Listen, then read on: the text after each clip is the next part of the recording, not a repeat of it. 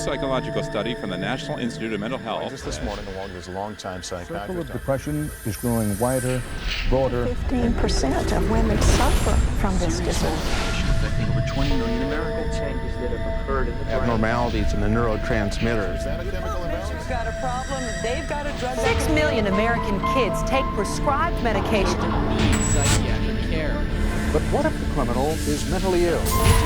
The punishment, a form of aversion therapy. 10 minute cures on the show, but I want to Seasonal affective disorder. Oppositional defiant disorder.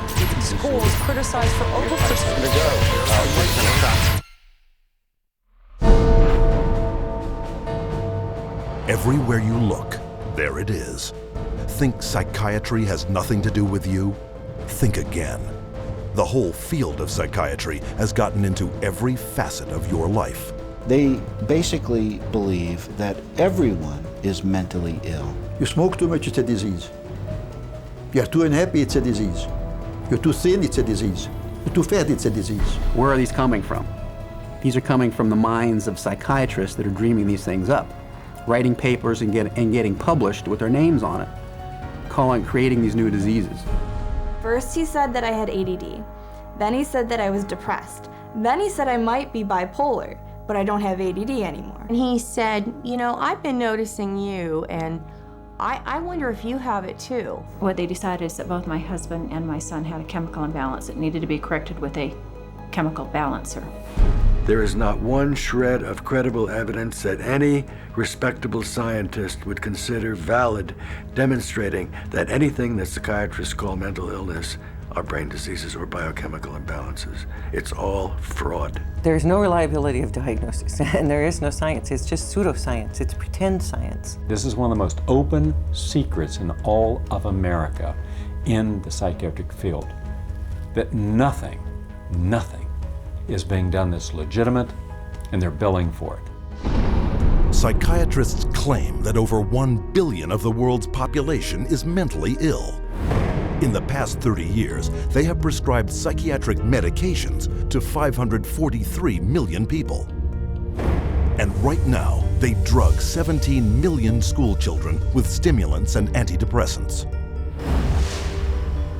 When recently asked about the scientific basis of their profession, those psychiatrists willing to be interviewed offered nothing but excuses. Psychiatric illness is not really illness. How do you evaluate if someone is cured or sick? Cure is certainly something we look forward to. We had no earthly idea how to accomplish.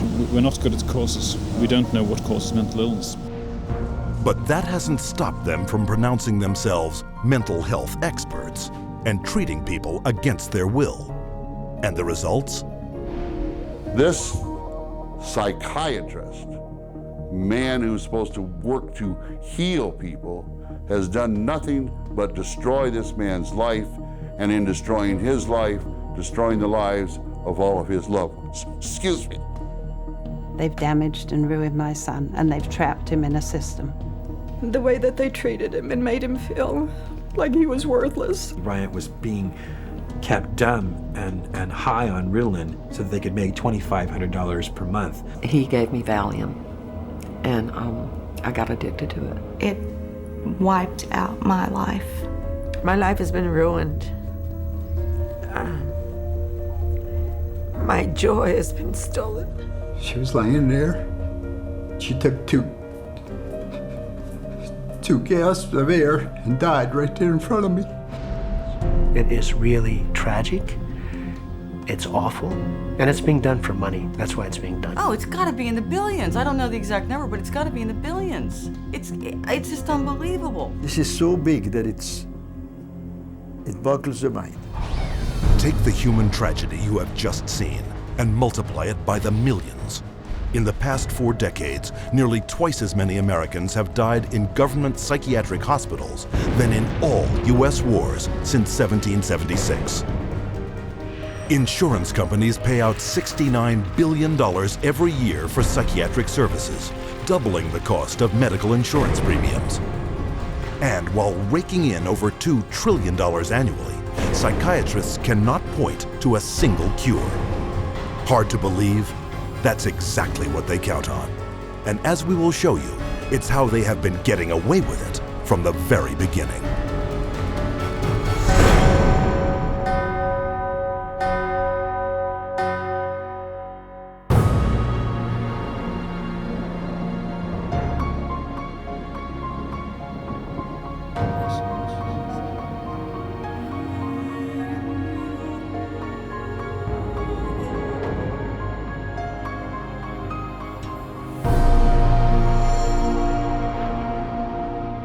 The roots of psychiatry have to do with control, power, and alienation from certain groups of people who were uncomfortable to be around.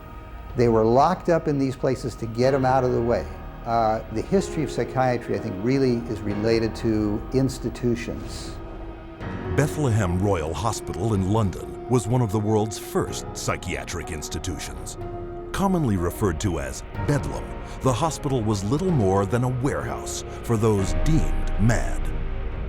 Inmates were confined to cages, closets, and animal stalls, chained to walls and flogged, while the asylum charged admission for public viewings. In the 18th century, William Batty was the first to promote that his institutions could cure the mentally ill. Batty's madhouses made him one of the richest men in England, though his treatments were every bit as inhumane as those practiced in Bedlam, with not a single patient cured. His financial success triggered a boom in the asylum business and an opportunity for psychiatrists to cash in on this new growth industry. This was an era where, on both sides of the Atlantic, specialized institutions for the mentally ill are beginning to be built in large numbers. Those institutions date back certainly to the beginning of the 18th century, and in a few cases even earlier than that.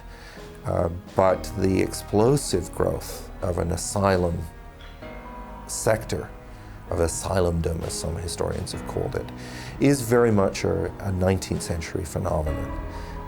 It's that period when the state is persuaded to invest tax dollars in building these places. But while those who ran the institutions were getting rich, psychiatrists yet lacked the credibility to maximize their cash flow.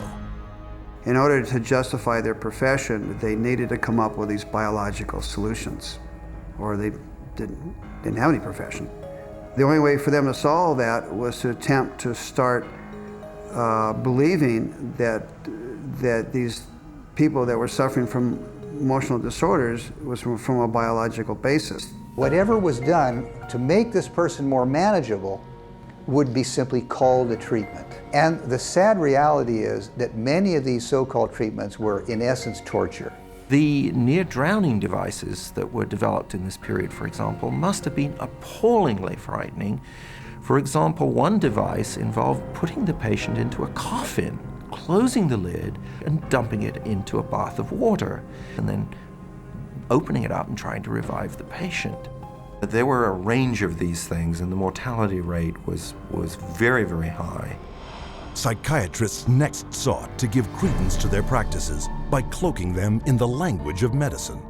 This repackaging of treatment became known as the medical model. Somebody who's really hyper and manic, if you're wrapped up in a cold sheet and dunked into some water, you're going to quit acting manic because that's a punishing treatment. But as soon as the symptoms started to go away, they started to believe that somehow by wrapping them up and dunking them in cold water, it was draining the toxics out of their body. So they built the medical model around that. Pushing the biological theory of mental illness a step further, an American, Benjamin Rush, put forth the idea that insanity was caused by too much blood in the head. The cure? Remove the blood by any means possible. Restraint, cold water, bleeding, even terror. And with that, a new medical model was created. Benjamin Rush was probably the most famous American physician of the Revolutionary era. Rush was known as the master bleeder. He bled his patients for madness. He also invented something called the tranquilizer. It's a chair that looks a little bit like an electric chair. The patient was confined in this apparatus sometimes with cold water applied to his or her head, for some hours at a time, and Rush announces in a letter that he's invented this new contraption and dubbed it the tranquilizer. Rush's often lethal procedures were detailed in his 1812 textbook, which remained psychiatry's authoritative source for the next 70 years. He was so revered that in 1965, Rush was enshrined as the father of American psychiatry on the seal of the American Psychiatric Association. As the 1800s wore on, psychiatry's mounting failures at curing madness threatened their financial bottom line, forcing them to invent new medical models. The cures promised when it was delivered.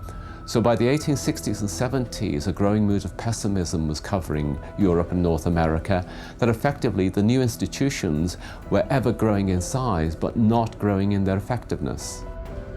The 20th century brought more medical models. American psychiatrist Henry Cotton mutilated his patients by removing their body parts, declaring this a breakthrough in the treatment of mental illness. The earliest target was the teeth and then the tonsils and the sinuses.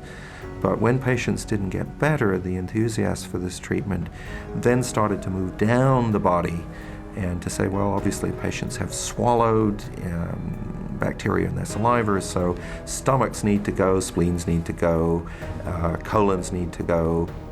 As public outcry escalated over torture and maiming of patients, psychiatrists would invent new methods, each one hailed as the miracle cure. But each one was ultimately proven no more effective nor less brutal than the last. This is a history of psychiatry, more or less, to damage the patient. I mean, this is a version of the original model, which was to chain them like animals. If you're doing it to somebody because you insist that they have to change, and you're going to do that by turning the screws, you might say, whether it's with medication, restraint, whatever, that's torture. And a huge part of what psychiatry has done really comes down to torture. As the 20th century progressed, psychiatry would continue to seek legitimacy by transforming itself into a medical discipline. But they succeeded only in creating more efficient ways of inflicting mental and physical torture and death, a legacy that has carried forward into modern psychiatry, with its most profitable medical model to date, the mass drugging of millions. But to do this, psychiatrists first had to shatter one of mankind's most cherished beliefs, decreeing that people were not what they thought they were.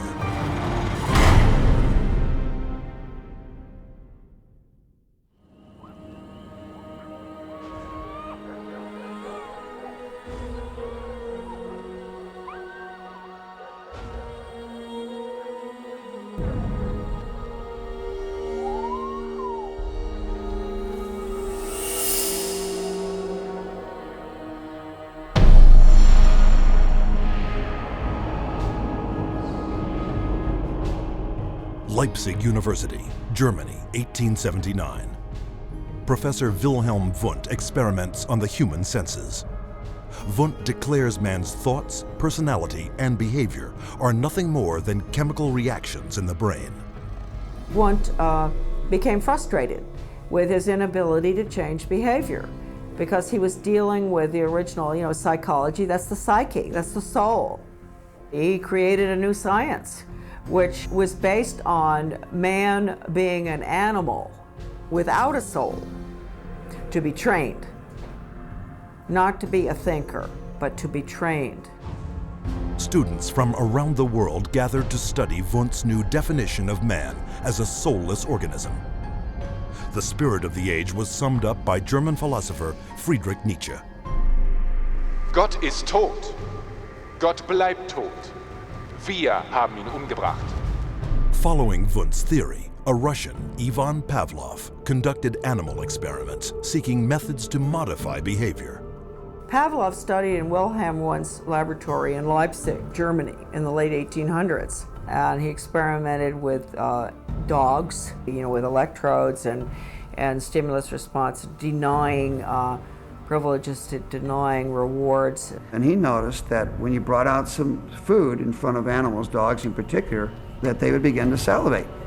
So he'd ring the bell at the same time that he brought the food out, and then eventually, instead of bringing the food out, he just rang the bell, and of course the dogs got all excited. He called that a conditioned reflex. Pavlov's first human subjects were children. He punched holes in their cheeks to collect and measure their saliva. Pavlovian conditioning became one of the major foundations of a lot of behavioral science research in the 20th century. The idea that behavior could be controlled through repetitive conditioning became known as behaviorism.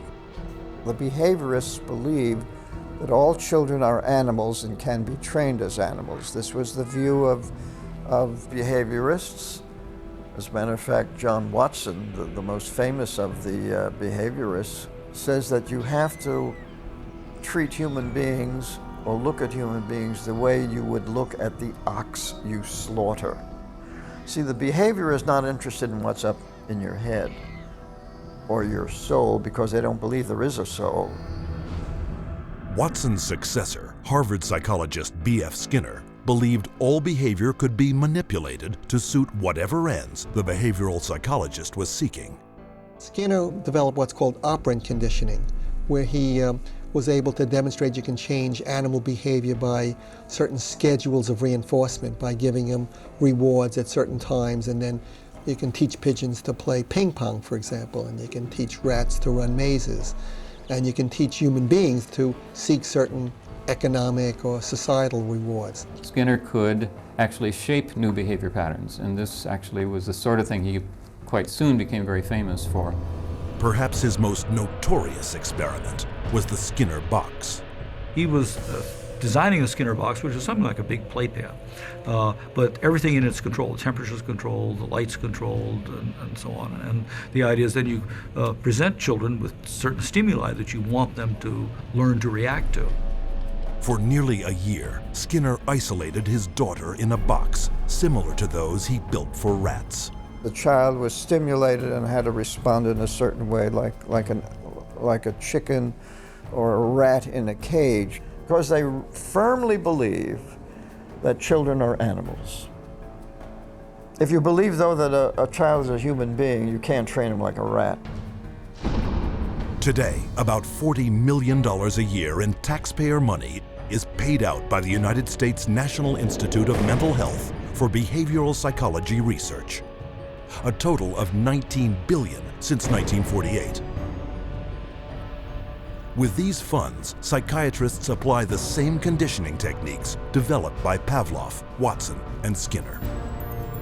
Case in point, a juvenile detention center where children are hooked up to 270-volt batteries and shocked in a procedure called aversion therapy. Antoine was having a number of problems because he was up at a center that was shocking him every time he did anything. There was a button on a little, almost like a TV remote, that would be used and pushed. They will get an additional shock for trying to remove the electrode. So they're expected to sit there and let this electricity pass through their skin without trying to remove it. If they yell in anticipation of the shock, they will shock the student an additional time for yell. The cost to send a student to Judge Rottenberg from New York is about $214,000 per student. These students are tortured. They're given this electric shock therapy for no other reason but to inflict pain. Other techniques include administering electric shock to treat sexual deviance, sending powerful magnetic impulses through the skull to interrupt brain activity, and shooting high voltage through surgically implanted electrodes, all to stifle problem behavior, and costing up to $100,000 per patient. And while this science without a soul led to behavior modification techniques that continue to generate billions in research and treatment, it also laid the groundwork for another psychiatric movement that would cause the deaths of millions.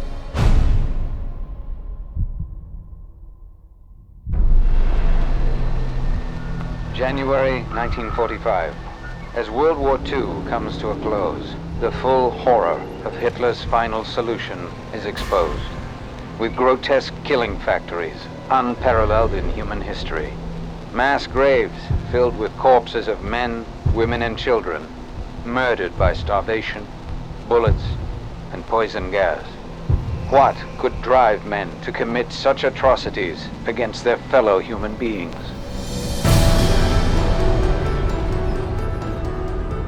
The answer is the pseudoscience called eugenics, created and promoted by psychiatrists decades before the Nazis came to power.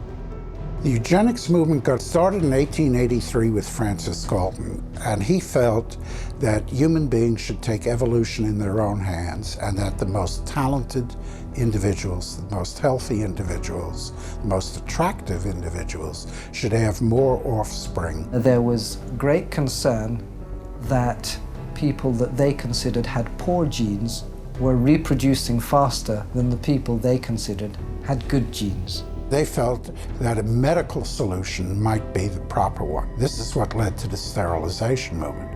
It resulted in sterilization of mentally ill people, sterilization of retarded people, sterilization of people we don't like politically and sociologically. So the problem is not with genetics. The problem is a pretend phony genetics used to justify inhumane social policies. Though never proven as anything but theory, by the early part of the 20th century, eugenics had spread to almost 30 countries, from England to Brazil, Mexico, Sweden, Russia, and most notably, the United States, where forced sterilization was widely practiced. Eugenics movement in Germany was somewhat different than the eugenics movement in the United States in that there were many more physicians and psychiatrists. Alfred Ploetz was one of the pioneers in the German eugenics movement and how to control the population of those whom he considered inferior. In 1905, along with his brother-in-law, Ernst Ruden, he established the first organization for racial hygiene. Alle Nationen haben sich mit einer außergewöhnlich großen Menge an minderwertigen, schwachen, kranken und Verkrüppelten abzugeben. Durch kluge Gesetze über Sterilisation würden wir auch in der Lage sein, den vernünftigsten Weg der Zeugung herbeizuführen. Hitler was particularly impressed by American eugenicist Madison Grant. Grant's book, The Passing of the Great Race, was proclaimed by Hitler as his personal Bible. In his book Mein Kampf, Hitler further hailed eugenics as the science that would rebuild the German nation. Körperlich oder geistig gesund ist, dem ist es nicht erlaubt, seine Krankheit an seine Kinder weiterzugeben. Das Recht auf persönliche Freiheit wird durch seine Pflicht, die Rasse zu beschützen, eingeschränkt. The German eugenicists welcomed the Nazi advent to power because the Nazi program could fund the very programs that they had in mind. The Nazis gave them political support, financial support, and conversely, the psychiatrists gave the Nazis a medical justification for their genocidal policies.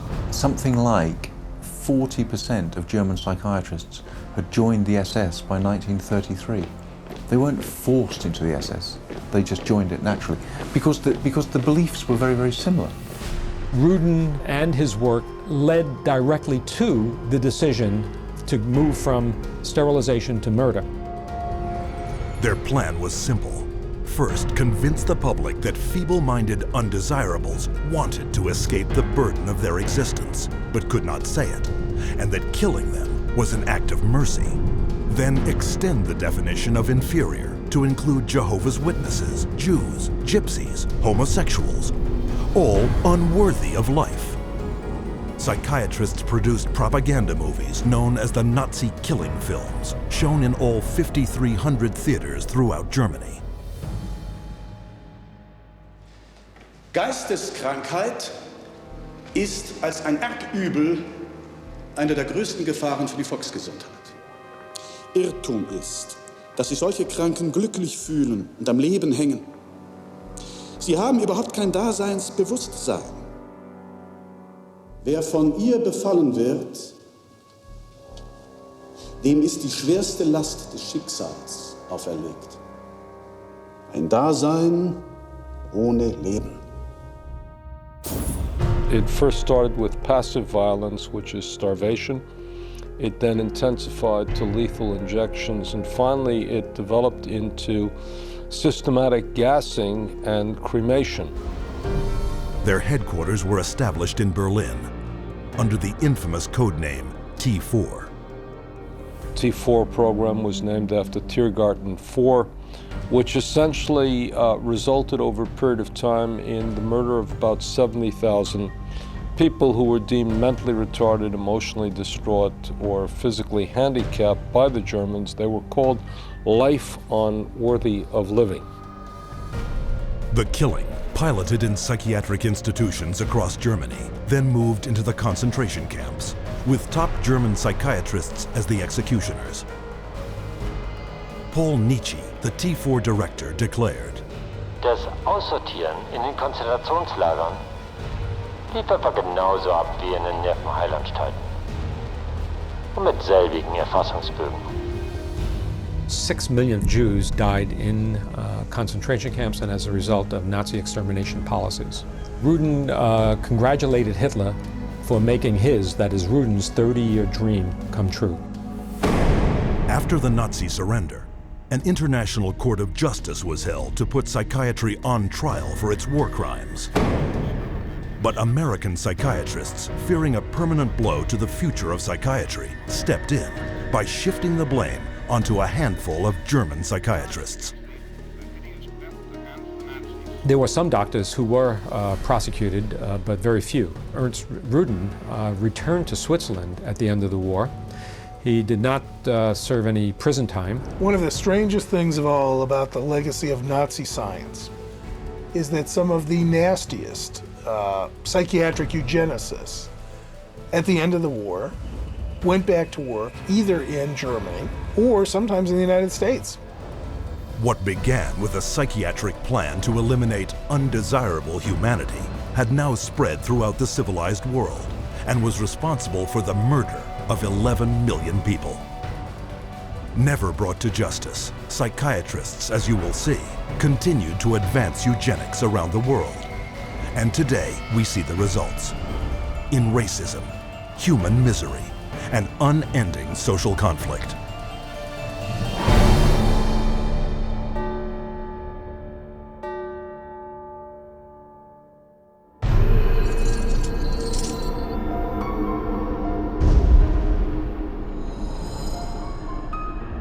After World War II, a new eugenics was resurrected out of the bones and ashes of the old eugenics. The eugenics movement has been at the forefront to establish a new scientific racism that justifies oppression and exploitation and racism. In fact, racism is inseparable from the roots of psychiatry. The entire history of psychiatry, beginning with scientific conclusions that were made in the 1830s, was an effort to prove the intellectual inferiority of African Americans. Benjamin Rush is the father of modern psychiatry. And he is the one that gave us the term nigritude. He said that all blacks have inherited this disease. And this particular disease, it caused them to be inferior. In addition to that, it was the reason why it was very important that blacks remain segregated and separate from whites so that whites did not inherit this disease. Asserting that negritude was a form of leprosy, Rush justified segregation as a medical necessity. And that became an argument to continue slavery. The fact that you have brutalized a whole group of people had nothing to do with that. It had everything to do with some genetic link, and that basically you were just a diseased person. So when a slave master wanted to get rid of a recalcitrant slave, they could just say, oh, well, they're suffering from this disease. Drapetomania, that is the name of the mental disorder that was contrived by Samuel Cartwright, who said that blacks have a mental disorder if they had a desire to run away from slavery. Running away became such a common problem that psychiatrists attempted to give that a disease. He says, but that's a cure for that. And the question was, well, what's the cure for that? Frequent whippings, frequent whippings. You'd be surprised how that disease clears up when the lash is put in place of their excuses. After slavery was abolished, psychiatric racism not only persisted, it intensified. the American Journal of Psychiatry officially proclaimed that Negroes, as descendants of savages and cannibals, were ill-prepared for higher civilization, while their pseudo-science eugenics stepped up its racist activities. There is a clear and long and intimate connection between the eugenics movement and the Ku Klux Klan. Harry Laughlin, who was the Carnegie Institution's director of the Eugenics Record Office, had a close relationship to the Ku Klux Klan through the publication of a book called White America, which was written by a major Klan leader. So Laughlin wrote a glowing review of the book in the Eugenics News. And at the same time, you have the Ku Klux Klan using eugenics to justify their racist goals. But psychiatric racism wasn't exclusively American. Some of the worst abuses of the 20th century occurred in South Africa, where the government adopted the same racist theories and practices used by Hitler. This was no coincidence. The Prime Minister had studied eugenics as a psychology student in Nazi-influenced Germany in the 1920s. Dr. Henrik Verwoerd is regarded as the architect of apartheid. He saw South Africa as a divided state with whites, blacks and brown people living in totally separate areas, with black people having no rights whatsoever. With apartheid in place, psychiatrists established mental hospitals throughout the country that were in fact nothing more than slave labor camps. These places operated under a private company by the name of Smith, Mitchell and Company. They were saving money through the cheap accommodation for psychiatric patients while making massive fortune out of money that Parliament had appropriated for medication. So it was a corrupt system.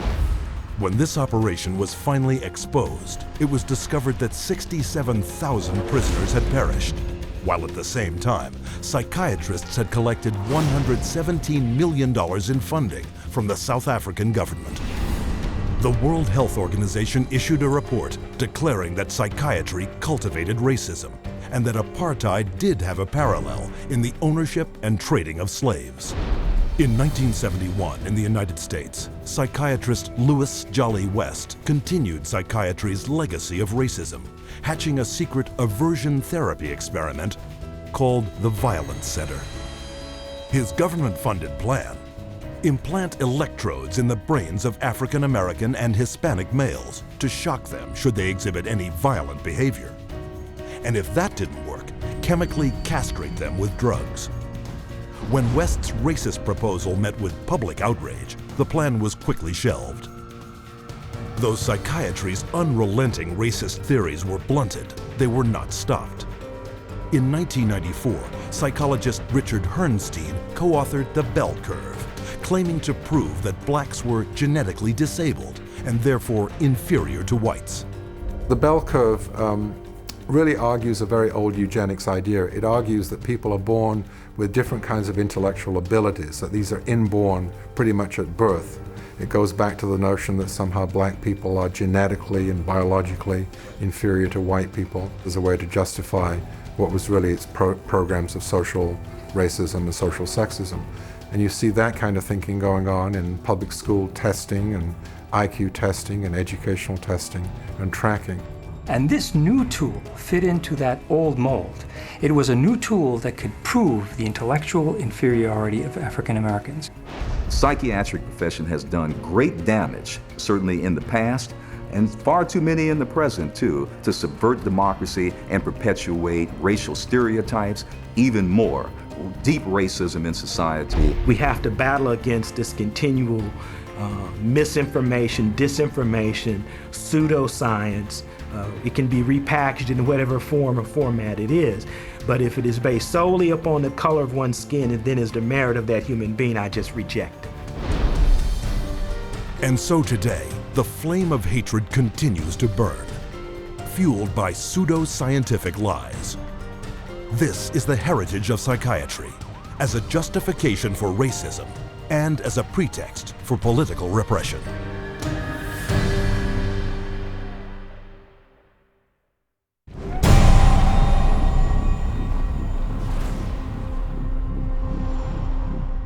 быть верными коммунистическим идеалам, убежденно, с революционной настойчивостью претворять в жизнь ленинский завет, учиться коммунизму, трудиться самоотверженно, по-коммунистически, всей жизнью своей, утверждать на земле: дело Ленина, дело партии, ленемся!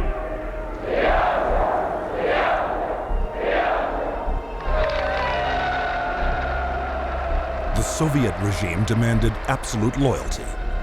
Those who did not toe the party line were considered dissidents and labeled enemies of the state. With no more than a whisper to the secret police, they would vanish into one of these special psychiatric hospitals. Despite the risks, these so-called dissidents put their ideas of freedom into action. Я вел жизнь тайную, конспиративную. Никто не знал, что я это делаю. У меня была маленькая подпольная типография, и я стал делать листовки. While others considered themselves loyal Soviet citizens. Я, например, считал,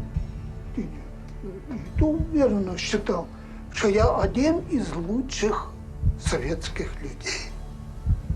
Когда уже даже меня арестовали и написали особо опасный государственный преступ, я рассмеялся.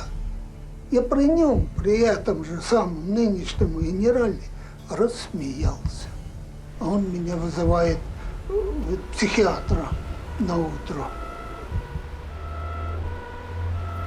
According to Soviet psychiatrists, they all suffered from inflexibility of convictions, a symptom of a new disorder, sluggish schizophrenia. Вот когда добьешься, тогда я заем. Так до конца пей. Перепей, я не буду с ним. Ребята, не заставьте его. Давай пей, брат.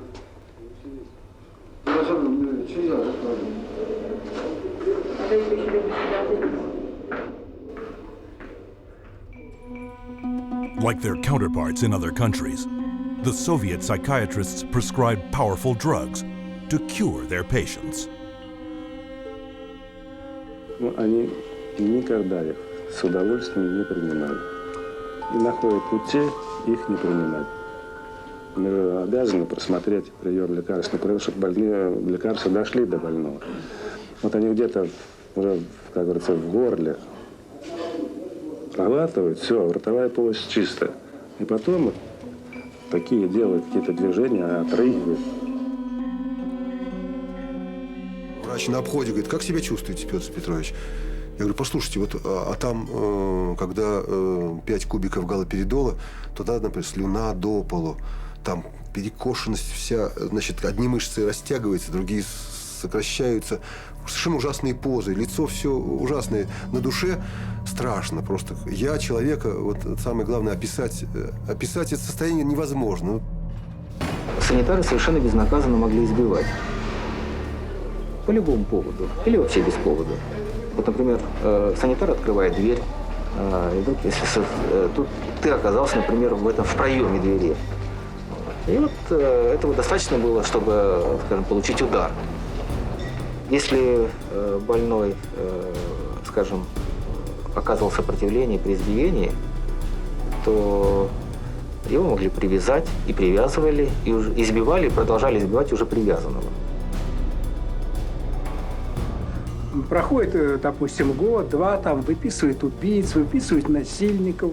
Михаил, ты бы лучше убил бы кого-нибудь, мне бы легче было тебя отсюда вытолкнуть. Это было, вот, растало такое чувство безысходности. From 1967 to 1987, the Soviet government arrested over 2 million people who, for political reasons, were diagnosed as mentally sick and were forced to undergo psychiatric treatment. Even today, psychiatry remains the coercive tool of choice for governments throughout the world. What we've learned is that in Gitmo or Guantanamo Bay, that we had teams of healthcare professionals called the biscuit teams, behavioral scientists, psychologists, working with the military to advise them on how far you could push a prisoner. There are abuses that have been documented around the world. We have healthcare professionals who have committed potentially acts of treason within their medical ethics. And there's nobody supervising that. There's nobody making them stand accountable to their medical ethics. But psychiatrists have never reserved physical and mental torture exclusively for political prisoners. Throughout history, they have repackaged it and sold it to the public as therapy.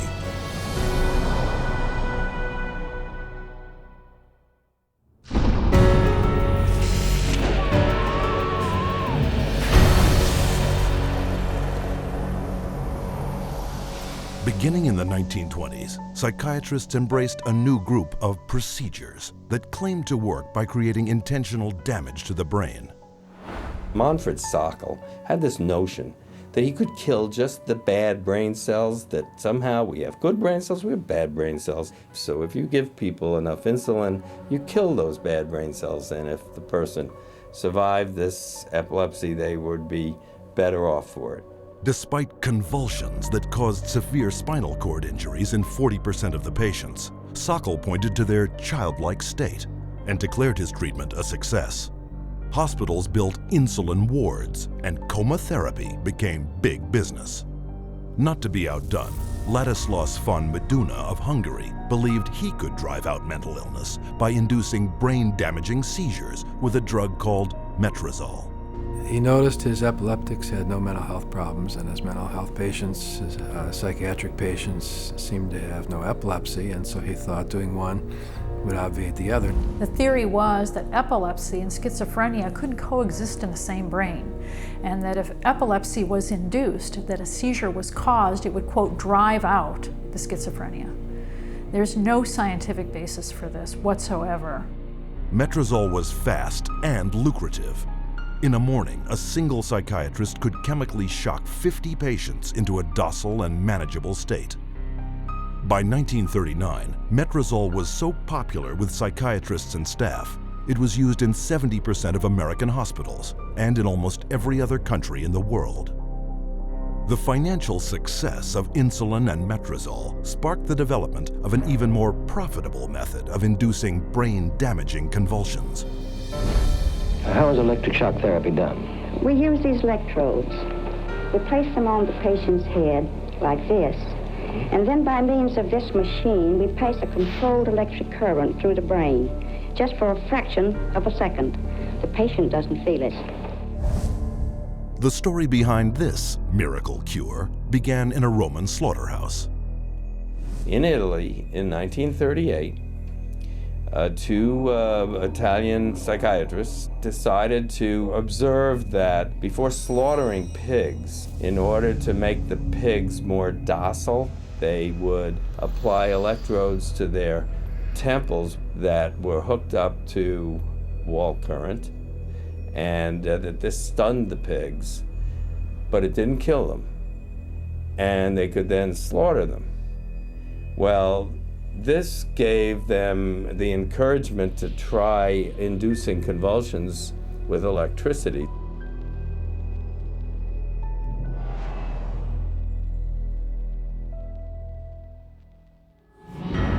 We would see teeth falling out, broken spines, bones knocked out of joint, broken bones, and people even getting internal organ damage from being restrained while they were having these uncontrolled writhing seizures, convulsions.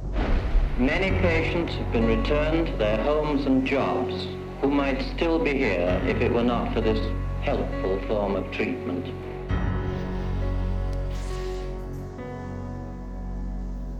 Having successfully sold brain damage as a cure, psychiatrists searched for even more precise ways of targeting the brain. This was jump-started in 1848 when an explosion blew a steel rod straight through the head of Vermont railway worker Phineas Gage. While Gage survived, his personality was dramatically altered.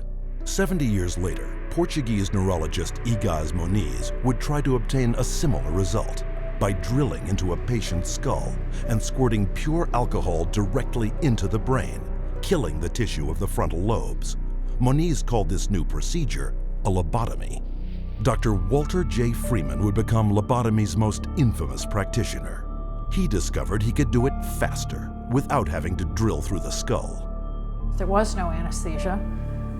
And he would just lift up the eye and stick nothing more than an ice pick right into the brain, right under the orbital bone, and then just rake the thing back and forth until he was satisfied that he had caused enough disruption of brain tissue, and then pull it out. Freeman traveled the country in his lobotomobile, hacking apart his patients' brains on stage, or sometimes right there in the vehicle. And he would pull up and offer lobotomies to people, get referrals from the local doctors, or sometimes people didn't even go through doctors. They'd go right to the lobotomobile, and he would just do the brain-damaging procedure right there.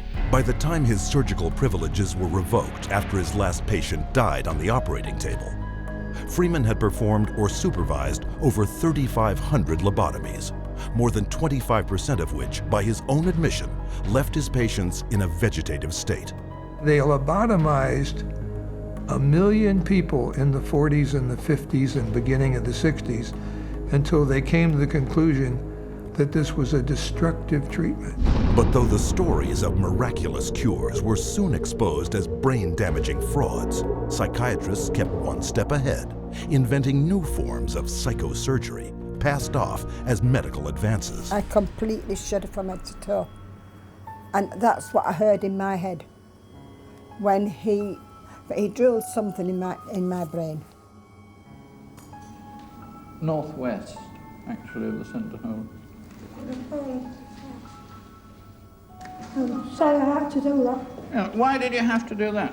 I went, oh, funny, and Did you? my head all shook inside. Oh dear. Oh, my head shook inside. Yes, all right. Everything shook, my eyes, everything, my teeth. Oh, that's wrong. That was grievous bodily harm done to my brain. And nobody has the right anyway to play God with somebody's brain. The whole operation took about 8.5 hours, and they kept me awake for every second of it, and I remember every second of it. And I still remember it to this day because I have this operation every day of my life. Whether I like it or not, I have it. Psychiatrists still tout the benefits of lobotomy, a treatment that earns them $31 million annually. But in the wake of lobotomy's tarnished reputation, psychiatrists were quick to push electroshock back into the spotlight. Renaming it electroconvulsive therapy, they now give patients anesthetics to squash their screams and paralyzing agents to avoid watching the writhing of agony. The main misconception that people have about ECT is that it's new and improved. The new and improved refers strictly to these cosmetic improvements because, in fact, they make it easier on the witnesses. The person isn't shaking all over the table. They're paralyzed now. It isn't new, it isn't improved, it is worse. Every 10 years or so, there tends to be, first of all, a denial that it causes any harm. Secondly, an acknowledgement that it might have caused harm, but here's a whole new approach, and now this one is blameless, without any research to back it up. The ECT machine can produce anywhere from 50 to 400 volts. It's the kind of energy that we use for industrial machinery that might be in a steel mill or a printing press, some large piece of machinery. It's an extraordinary amount of energy, and it causes a great deal of damage.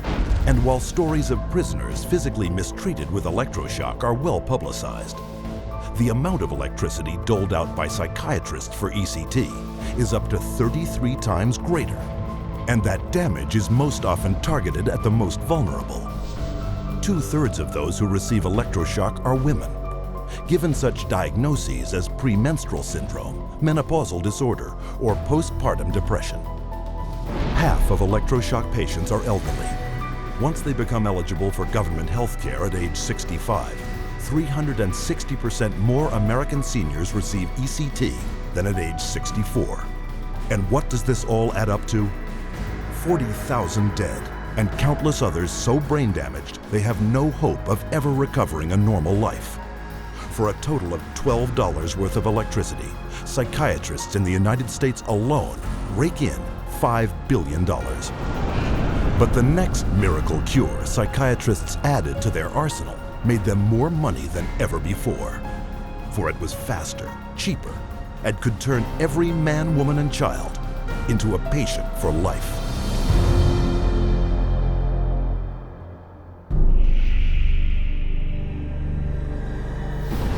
By the early 1950s, psychiatrists discovered their next miracle cure.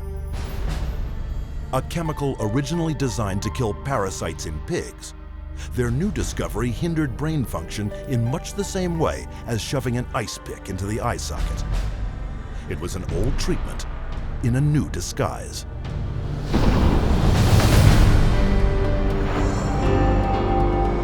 With the advent of these new tranquilizing drugs, it seems not too much to say that we're on the verge of an entirely new era in the treatment of mental illness. Dubbing it a chemical lobotomy, Canadian psychiatrist Heinz Lehmann described Thorazine as a simple, easy-to-take pill with the same effects as psychosurgery, but without the mess. Thorazine provided psychiatry with the entry into mainstream medicine. It had its magic bullet. If I'm a psychiatrist and I have to spend an hour talking to someone in psychotherapy, there's only so much I can charge for that hour. But if I can come in, give you a pill, and send you back out in 15 minutes or 10 minutes, that's a much more efficient use of my time monetarily. What psychiatrists didn't tell the public was that Thorazine caused a crippling neurological condition known as tardive dyskinesia. And that's a neurological syndrome where you have muscle twitches, abnormal jerks, which are uncontrolled, and they either last for a long time or sometimes they're permanent. So that's very clear, very well recognized, long-term or permanent brain damage from these medications. Mr. Blount has virtually no signs of his original illness now. The signs that the movements of his mouth are completely side effects of the drugs that he was on for 20 years. Mr. Blount is quite rational. He understands what's going on. And if you're patient, he can carry on a very rational conversation with you. Even when you remove the drug, it may still remain. It means you have caused a permanent disabling of the brain. In the late 50s, you get the first signs of it, people starting to worry about it. But it's not until the late 70s that psychiatrists start warning their patients about it, 20 years. Thorazine's manufacturer, SmithKline French, had good reason to keep a lid on the bad news.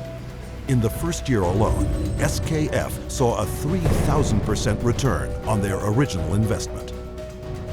With the public and the press kept in the dark about the severe and disabling side effects, prominent doctors and psychiatrists met in Puerto Rico to lay the groundwork for the expansion of psychiatric drugs far into the future. Psychiatrist Dr. Nathan Klein wrote this in the conference's final report. The present breadth of drug use may be almost trivial when we compare it to the possible number of chemical substances that will be available for the control of selective aspects of man's life in the year 2000.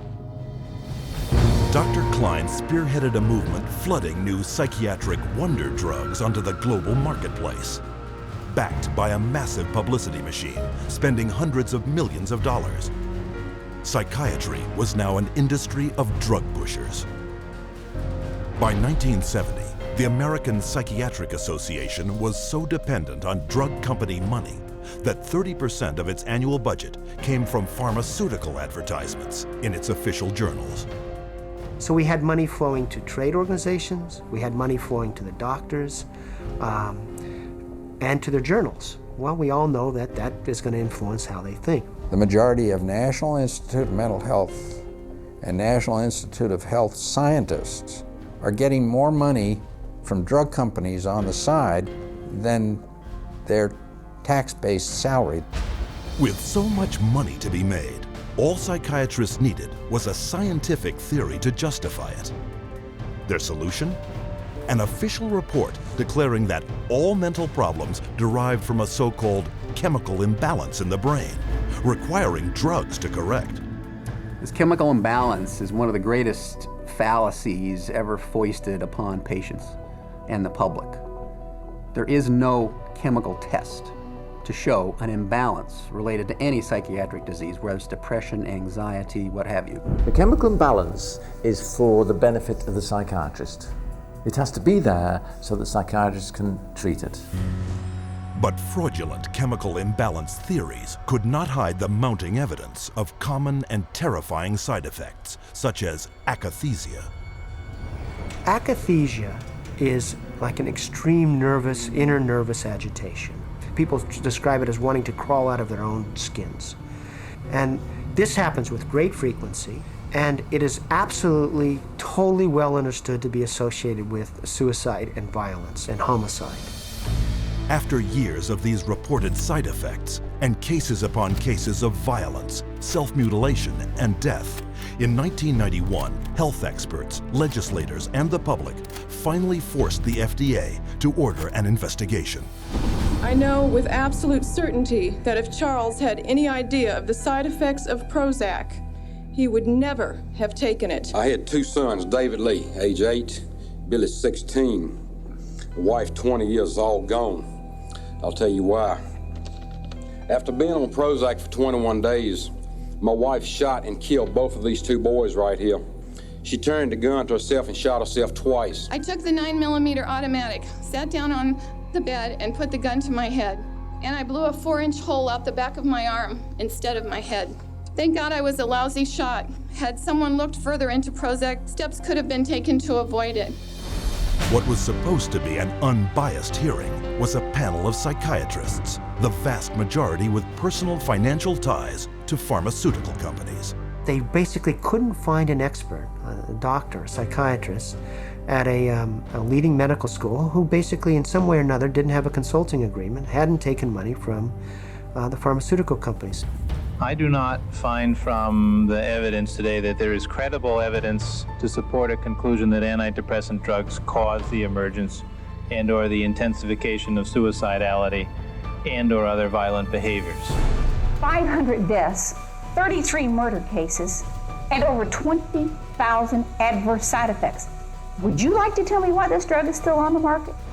Is there an alliance, an unholy alliance between the psychiatric community, the pharmaceutical industry, and the FDA?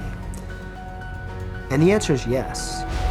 This unholy alliance became all too apparent in 1997, when pharmaceutical companies persuaded the FDA to allow them to advertise directly to the public, with psychiatrists providing medical endorsement. And in just 3 years, sales of psychiatric drugs skyrocketed, almost 2.5 times. When the numbers of violence and suicide victims shot through the roof, public outrage finally forced the FDA to issue warning labels on antidepressants. But by then, 13 years had passed, billions of dollars had been made, and psychiatrists were marketing their next wonder drugs. Over 8% of the world's population has now taken psychiatric drugs, backed up by fake science and endorsed by regulators who are bought and paid for. Their harmful medications gross nearly $27 billion a year. And while psychiatrists were finding a way to diagnose and drug every person on the planet, on another front, they were continuing their assault on our most personal freedoms.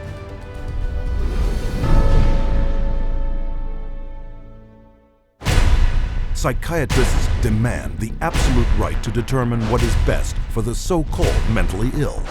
After all, the mentally ill are crazy and unable to evaluate their own treatment.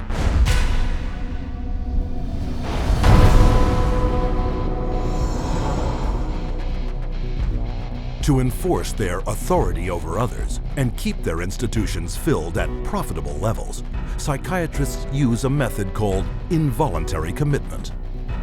When you go to a real doctor, say a family doctor or a cardiologist, a patient always has the right to refuse treatment.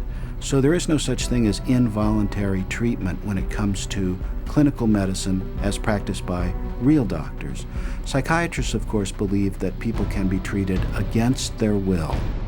In 1956, psychiatrist Winfred Overholser presented a plan to Congress intended to take involuntary commitment to a whole new level.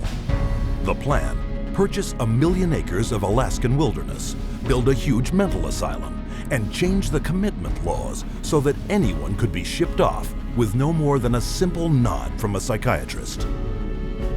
The bill sailed through the House of Representatives, but when the public caught wind of the plan, they became enraged, referring to it as Siberia, USA. The bill was quickly struck in the Senate. But while the death of the Siberia bill put a stop to their large-scale plans, involuntary commitment still remained the most effective and profitable method for filling psychiatric institutions. Again, the person has committed no crime and has no trial and is sent directly to a mental hospital, which is really a prison. How many people go to an insane asylum and say, please lock me up? Doctors don't lock up anybody. Psychiatrists lock you up. Even children can be taken from their parents with little legal recourse. They just invaded our home. They came in with officers. Our kids were scared. You know, they come in with pieces of paper and say, you're giving us your kids. And it's like, you know, how can they just come in and do that? She said, you could be arrested for medical neglect. And I said, but how is that when, you know, this is my child? And I see that he doesn't need that much medication. Why would you threaten me with something like that? At 10 p.m., 2 policemen and 2 social workers came to my house and took all 4 of my kids away. Once committed to psychiatric hospitals, patients are drugged and restrained. The more a person objects, the more this objection is construed as symptom of a mental illness. At which point the person would be locked up in restraints. There would be the ankle, the knee, the waist, the head, the wrist, and the shoulder restraints. And if when that process was happening, if there was almost any resistance at all, the person then would be medicated to a point where they would almost be knocked out. We had one case where they actually took a patient in a seclusion room and beat him up. And then they lied about it to the services that investigated. So it's a pretty wide range of abuse issues that we've encountered. Psychiatric staff provoke their patients into violence so they can bill insurance companies up to $1,600 a day for each restrained patient. A patient would resist diagnosis, resist treatment, and also want to leave treatment while they were at the hospital. And invariably, every time, that person's situation would be exacerbated until they were put in constraints and medicated, at which point there would be documented reasons to keep that person in treatment. The burden of such claims is passed directly to the public in the form of soaring healthcare premiums. As for their victims, the experience is traumatic and even lethal. 16-year-old Rochelle Claiborne died in Laurel Ridge's care last August. The state report shows during the restraint, quote, Rochelle stated several times she could not breathe. In almost all respects, the staff behaved appropriately, followed the standards. By taking advantage of weak or vague restraint laws, psychiatrists and their staff are almost never held criminally liable for assault, battery, and murder. He begged me to take him home, take him out of there, that they were treating him wrongly, and he didn't want to stay there. And I got a call that there had been an accident, that they held him down until he couldn't breathe anymore.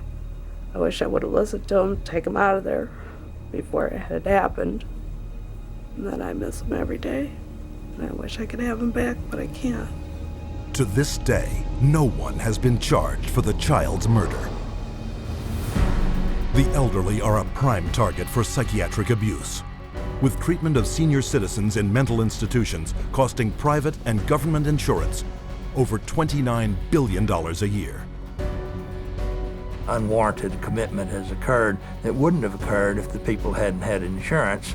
The proof of that pudding is generally in how fast they get out once the insurance runs out. Involuntary commitment is a form of psychiatric slavery, where persons are treated as if they're property and they are deprived of liberty, and people are making money in the process. As long as we have involuntary mental hospitalization, psychiatry is a prison work. It's a crime against humanity. It is not medicine. Every minute of every day, someone is involuntarily committed to a psychiatric institution. And if you think this is something that can't happen to you or someone you know, think again. Every 75 seconds, someone in America has been committed against their will. And with over $1 trillion allocated to U.S. hospitals since 1965, psychiatrists have carved out for themselves a lucrative commercial enterprise, hidden behind a dubious interpretation of the law. But all too often, psychiatrists commit crimes too blatant to be ignored.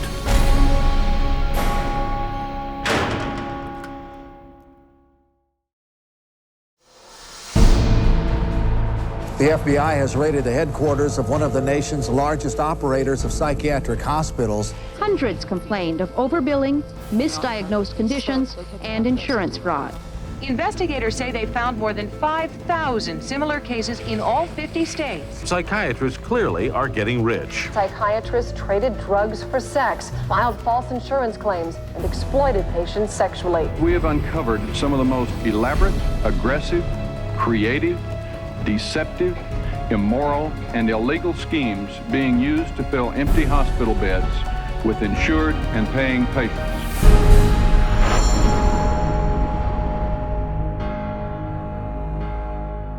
Every psychiatrist takes an oath to follow an ethical code of conduct, to put the care of their patients above all else. But of all medical disciplines, psychiatry has the worst record of fraud and abuse.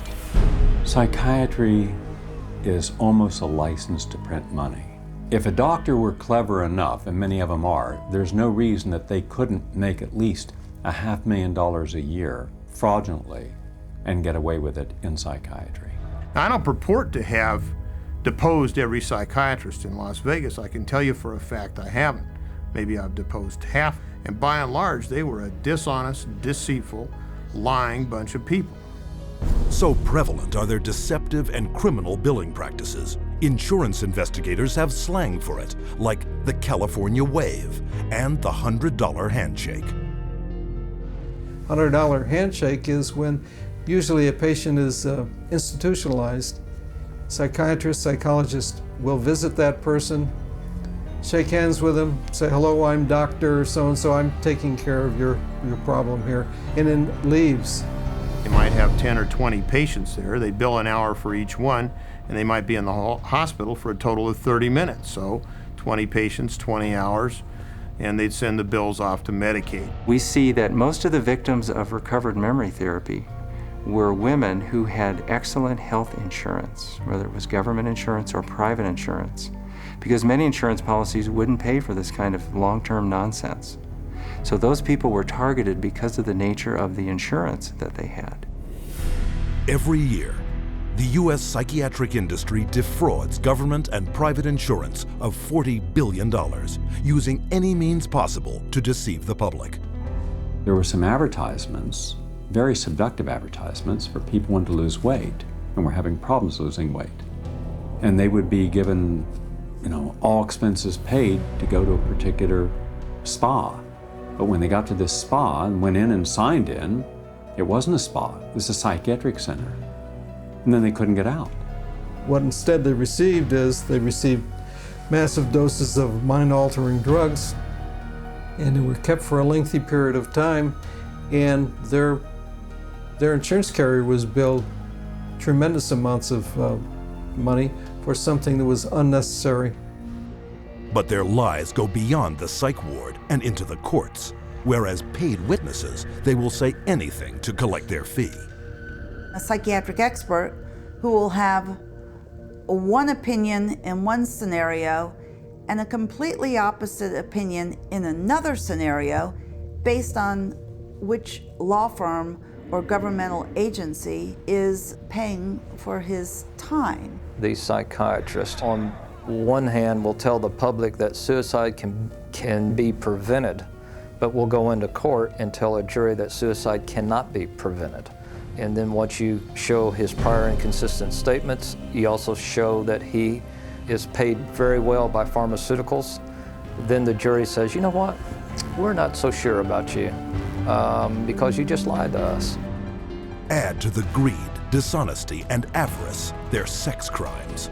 Accounting for only 6% of the physicians in the country, psychiatrists commit 1/3 of the sex-related offenses committed by doctors.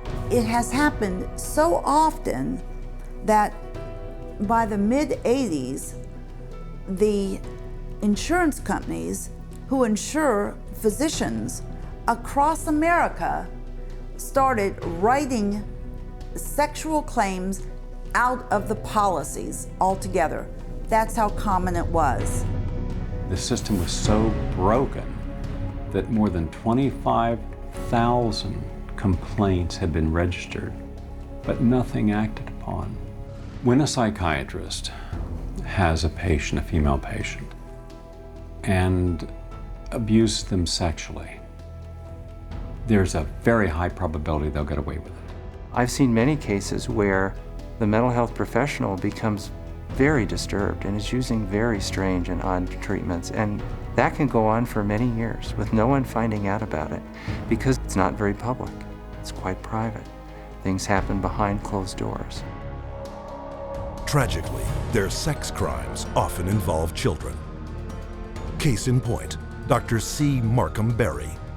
On the surface, a well-respected member of his community. But all that shattered when he was arrested on child molestation charges. Van loads of child pornography were removed from his home, and the subsequent investigation uncovered his sexual abuse of former patients, boys aged 7 to 17, who he photographed and sodomized.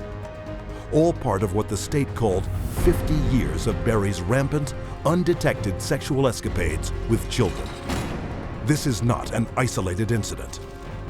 It is the carefully masked character of the members of this profession. In every city, every state, every country, you'll find psychiatrists committing rape, sexual abuse, murder, and fraud. And as you will see, psychiatry's entire credibility depends on the biggest fraud of all.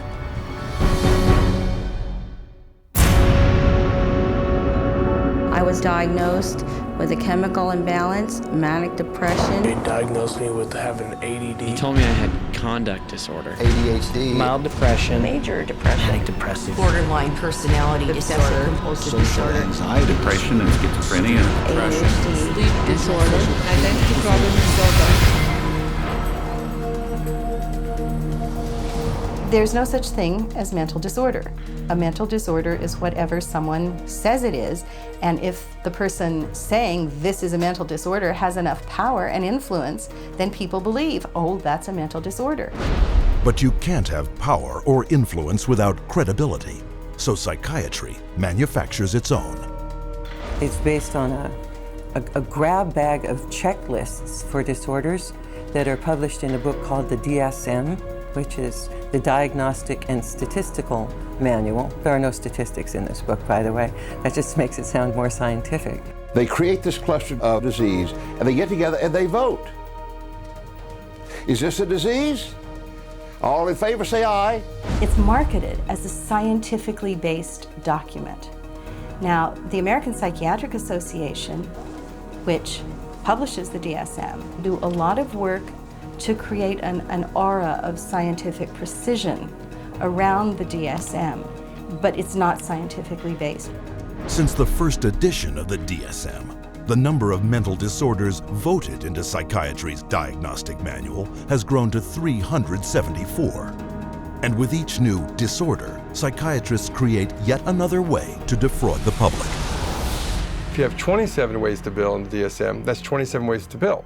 If you have 300, that's 300 ways to bill. So you can pretty much find anyone walking on the street that could fit into a DSM somehow. When you build insurance companies, you can't say the word. You've got to say a number. And they have numbers for the most ridiculous things.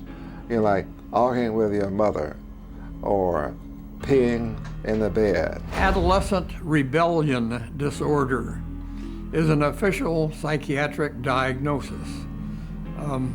Arithmetic learning disorder is an official psychiatric diagnosis. General anxiety disorder is a recent diagnosis. For each one, there is a 5-digit code with a decimal point. Now, the implication of that is if I have illness 403.16, that's different in some important and scientifically proven way from someone who has 403.17. And nothing could be further from the truth. Incredibly enough, while presenting the DSM to the world as scientific fact, psychiatrists freely admit its utter lack of science.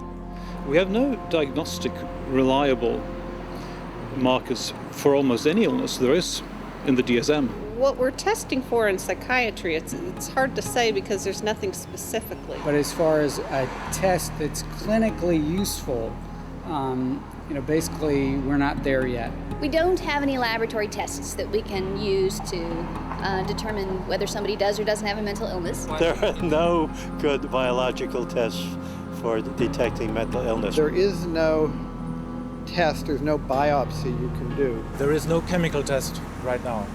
There are no specific tests to confirm the diagnosis or show the improvement, like any blood tests or any x-rays or anything like that. Oh, in my practice, I don't do any tests. I just speak with people and listen to them, and then I make a decision in what kind of illness. These diagnoses vary as widely as the psychiatrists who make them. In this hidden camera footage, a person visited several different psychiatrists, complaining of the same symptoms. I'm extremely unorganized, and I didn't used to be. It's caused problems in the family. It's caused problems getting, I'm self-employed. You've got ADD, ADHD, you're depressed, and your depression is bipolar depressed. If you have a brain chemistry disorder, it's probably genetic.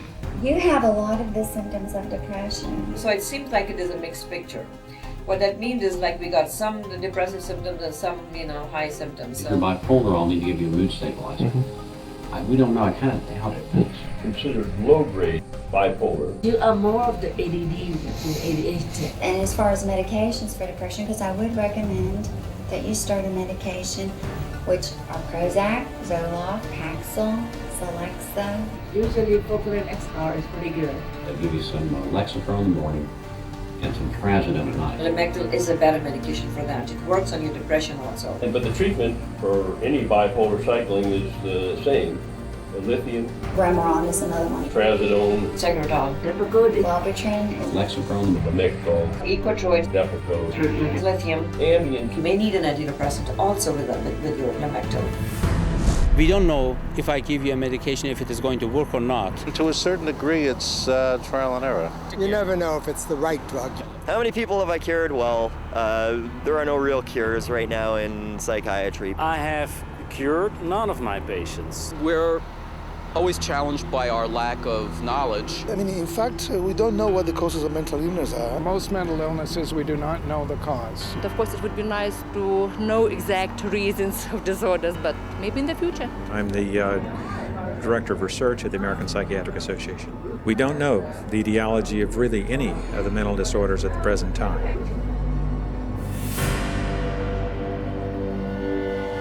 DSM-5 is coming out. It's grown to 10 times its original size, and it labels everybody.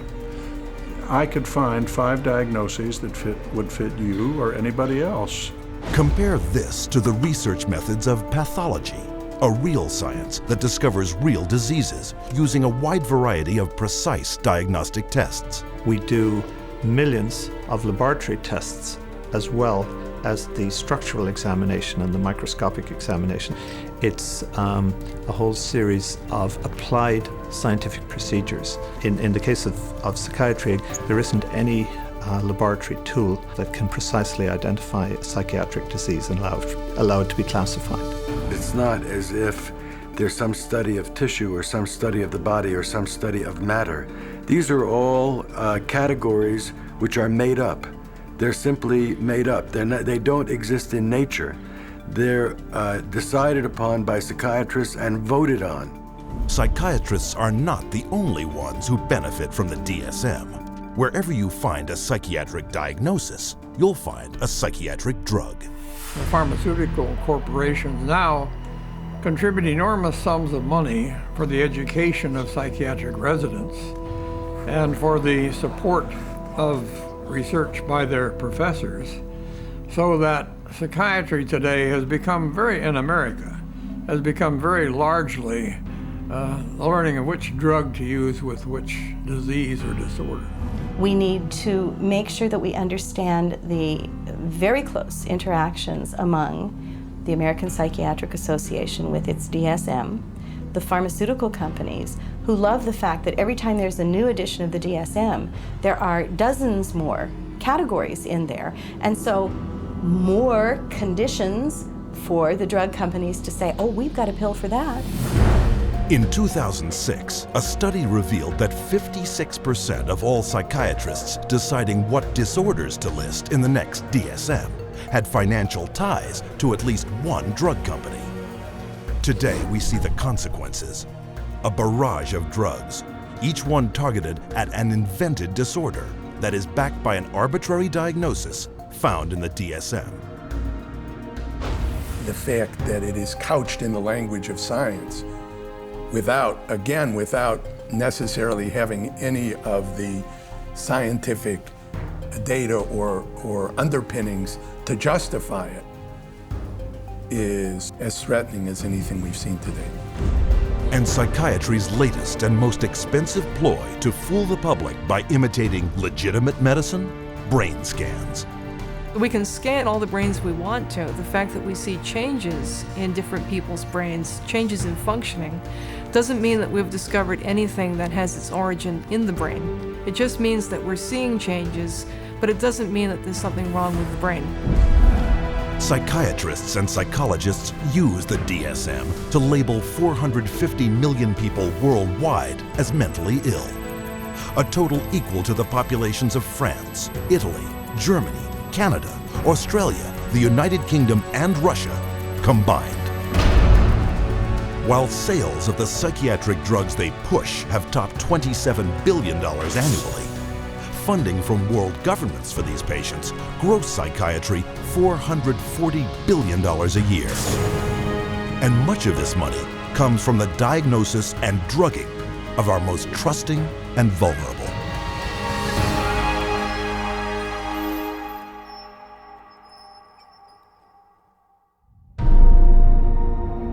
We have swallowed all manner of poisonous certainties fed us by our parents and school teachers.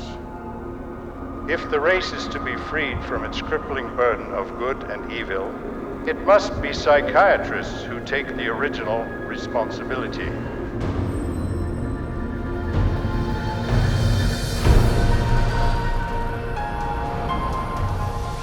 Brock Chisholm's declaration typified the psychiatric onslaught aimed directly at our school system.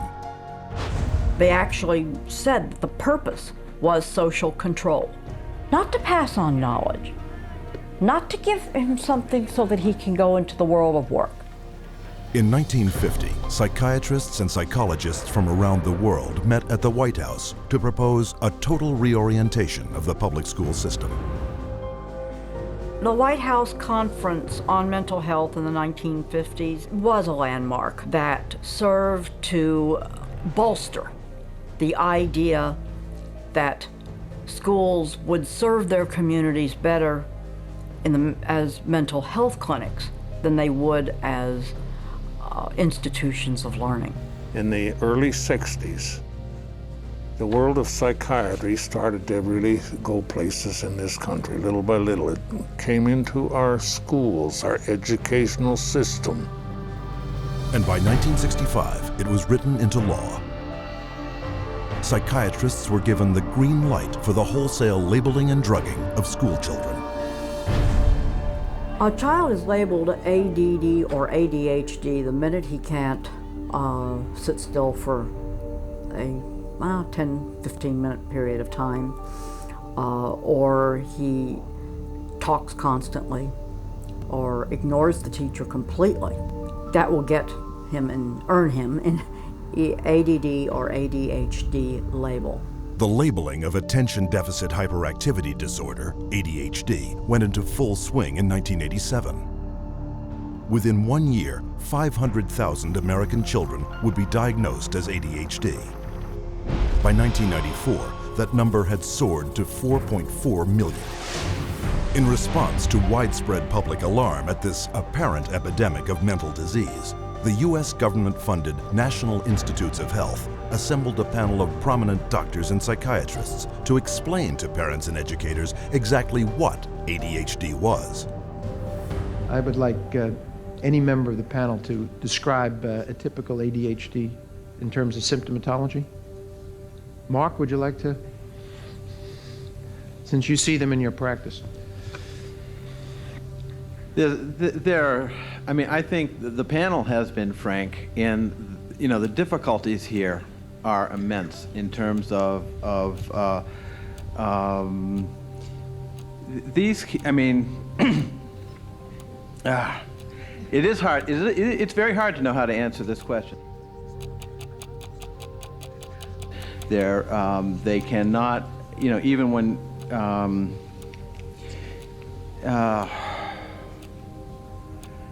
They are as if driven by a motive. There are some good clinical descriptions.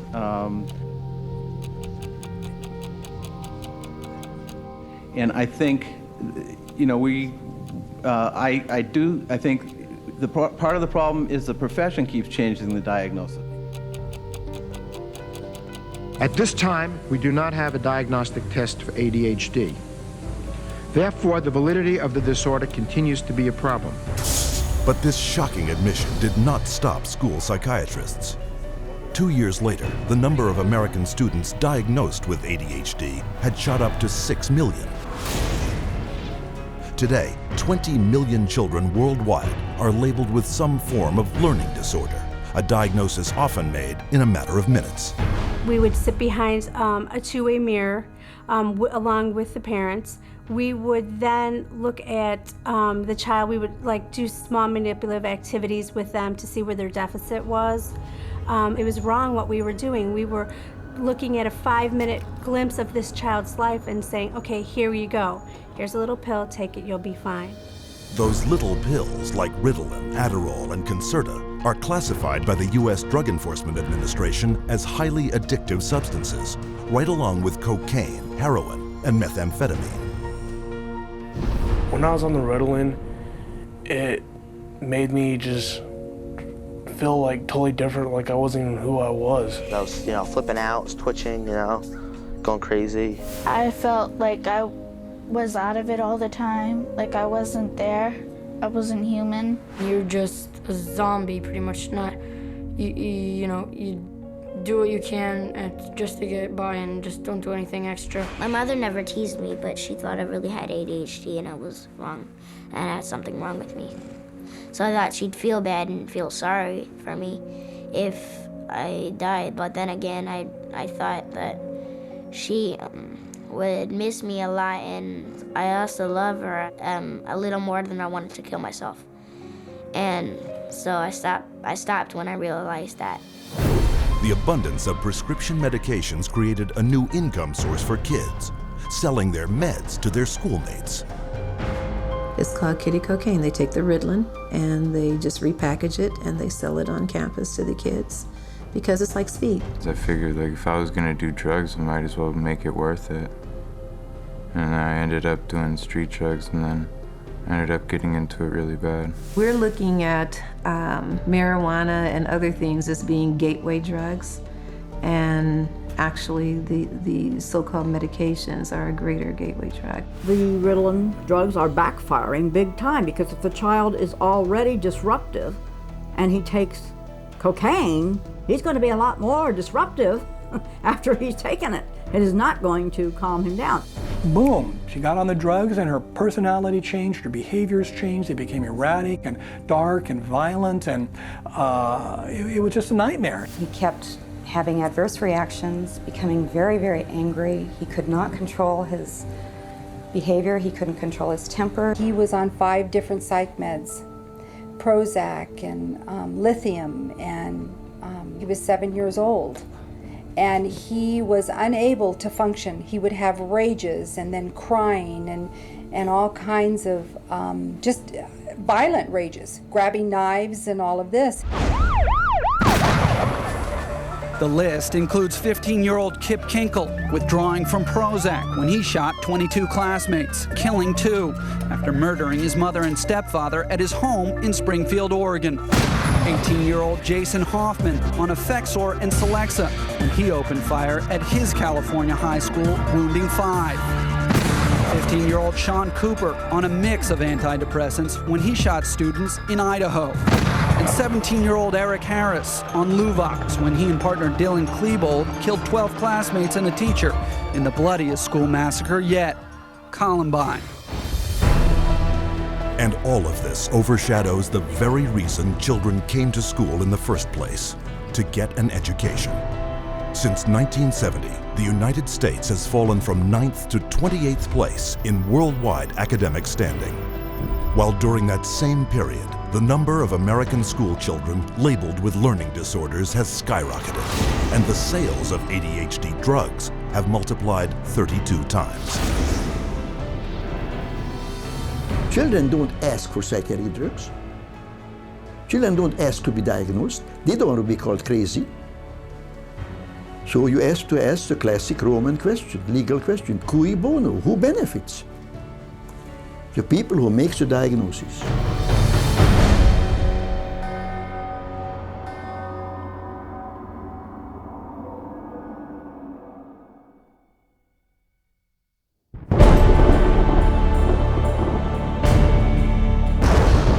Psychiatry should actually go into government, that politicians should listen to psychiatrists. Psychiatrists should be in every parliament and should direct and monitor political activities.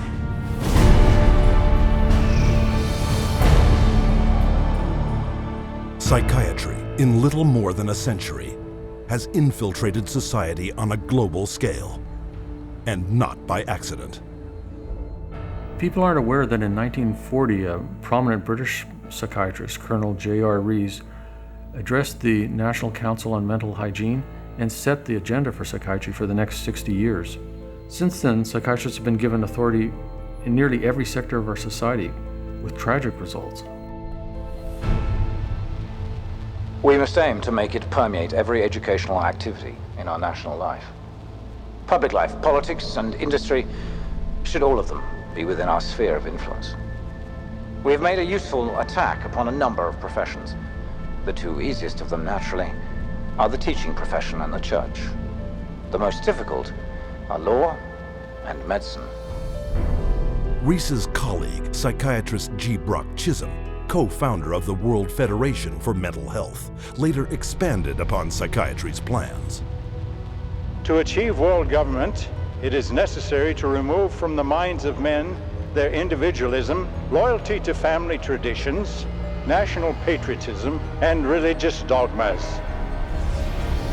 To implement their master plan, American psychiatrists convinced the U.S. Congress that mental illness was a national threat that only they, with vast increases in funding, could solve.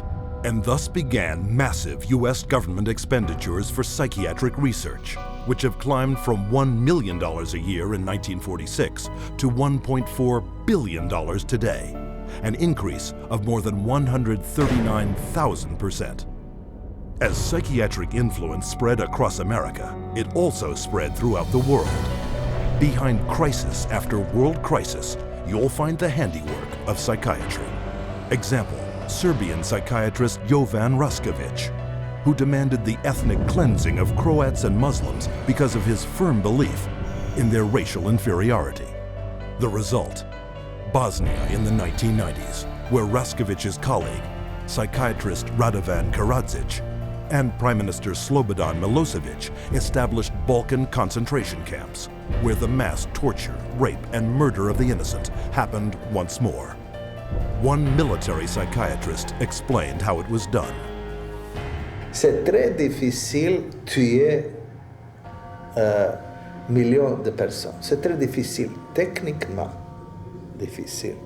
Les Allemands étaient bons techniciens et ils ne pouvaient pas, ils pouvaient seulement 6 millions de Juifs exterminés.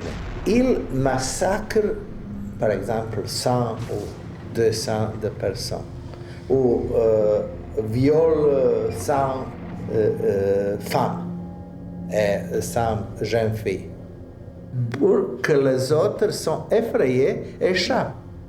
Alors vous avez le terrain pur. With century-old Pavlovian conditioning, coupled with modern-day mind control techniques, psychiatrists and psychologists can turn average men, and even children, into mass murderers. You could train them to use firearms indiscriminately. You could train them to shoot people with very little feeling or thought. You could train them to use abusive and brutalizing procedures in order to obtain information with no hesitancy, with no concern.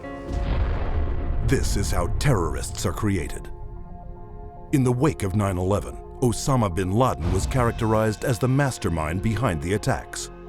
But the acknowledged brain trust and commander of Al-Qaeda is Ayman al-Zawahiri, educated in psychology and pharmacology at the University of Cairo, and the author of the Al-Qaeda training manual on the use of coercive psychiatry. And orchestrating the terrorist bombings in Madrid, Abu Hafiza, another Al-Qaeda operative, relying on those same techniques to manipulate the minds of men. You can implant memories. Memories are potent sources of motivated behavior.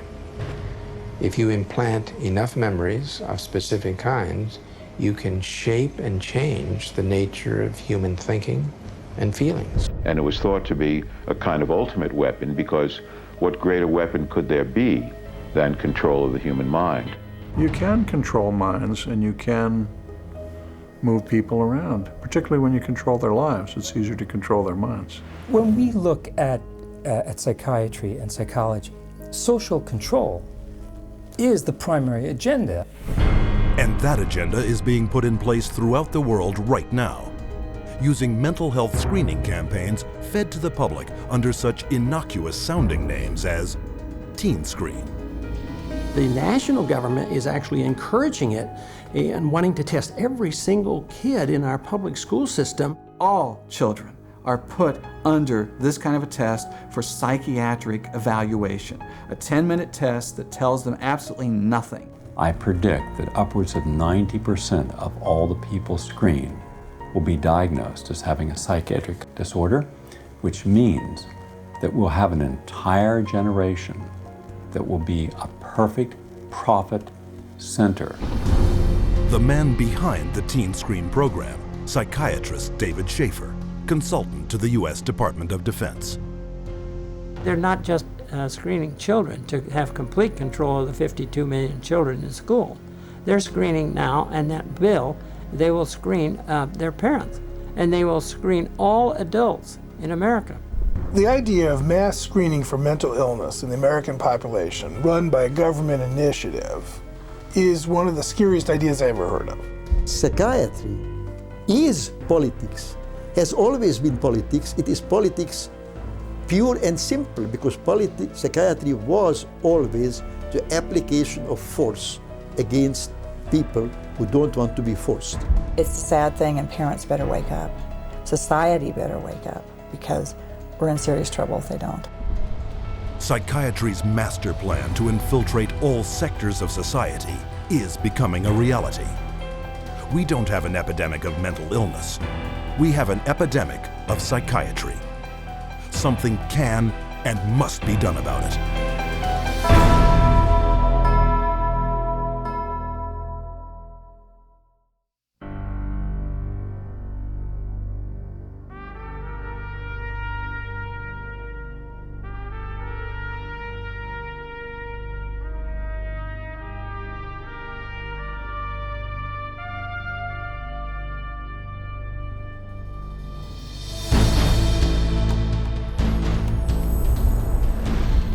Founded in 1969 by the Church of Scientology, the Citizens Commission on Human Rights investigates and exposes psychiatric violations of human rights. From its international headquarters in Los Angeles, California, CCHR documents psychiatry's invasive and destructive practices and publishes its findings, making them available in some 15 languages. More than 8 million copies have been distributed to healthcare professionals, government officials, educators, and business leaders world over. The headquarters is also the site of the world-renowned exhibit, Psychiatry, an Industry of Death.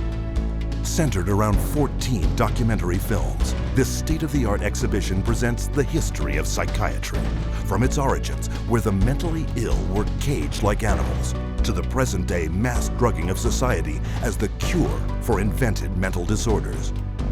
Traveling versions of the exhibit visit hundreds of cities across 5 continents, opening the way for hundreds of thousands to discover for themselves the dark truth behind psychiatry.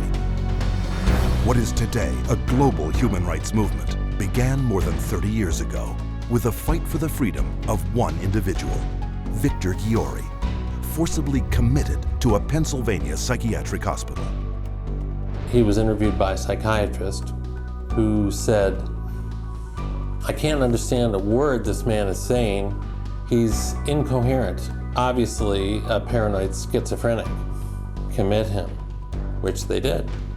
Now, he wasn't babbling incoherently, he was speaking Hungarian. We filed a lawsuit against the hospital. In the middle of the case, the doctor, who was the head of the hospital, stands up and he says, "We want nothing more to do with Victor Ghiori." The release of Victor Ghiori was the first of thousands of cases throughout the world, helped by CCHR.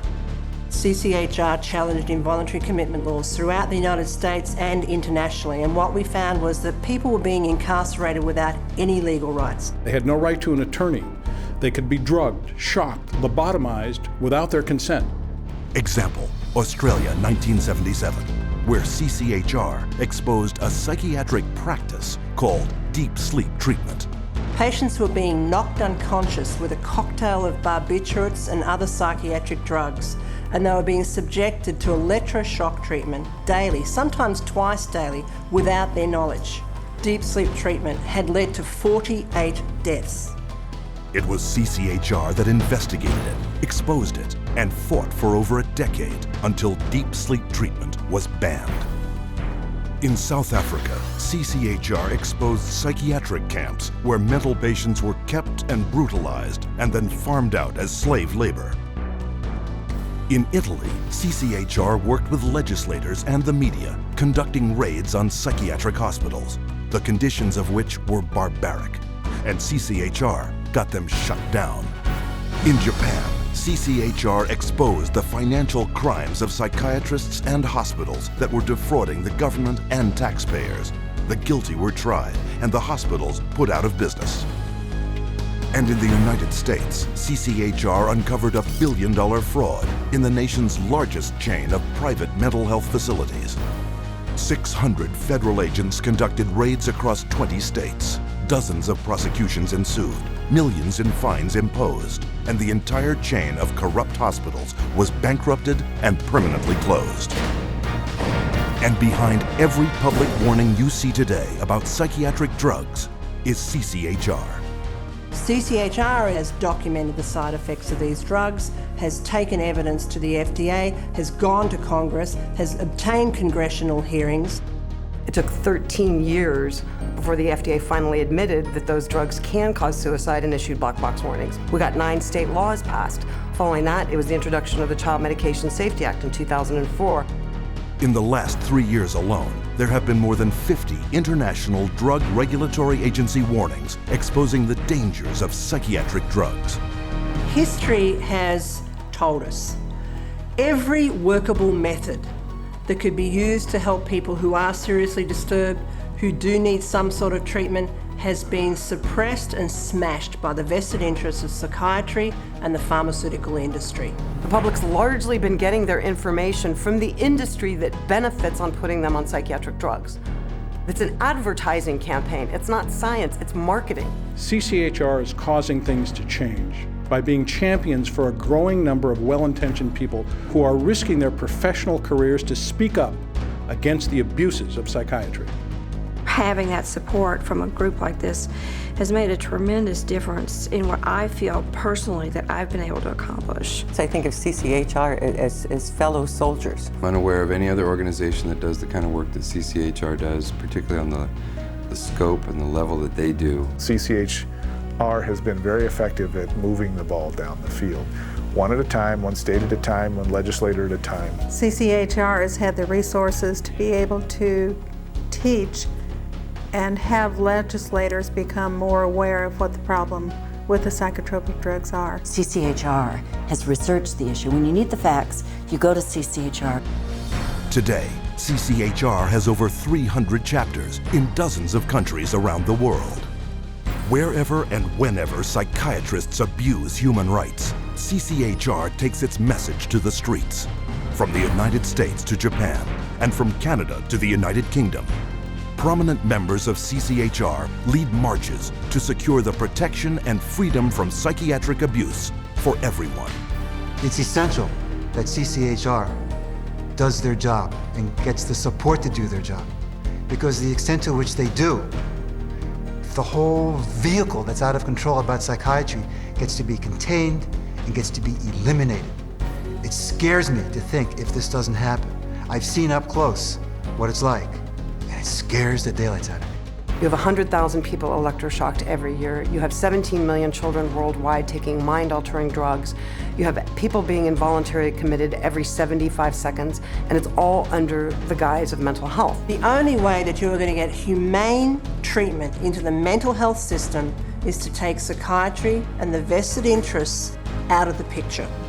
And only then will you see people truly obtaining mental health. You have two choices. Either you pretend you knew nothing about it, or you do something about it. With knowledge comes responsibility. That's why we're here. That's why people are joining forces with CCHR.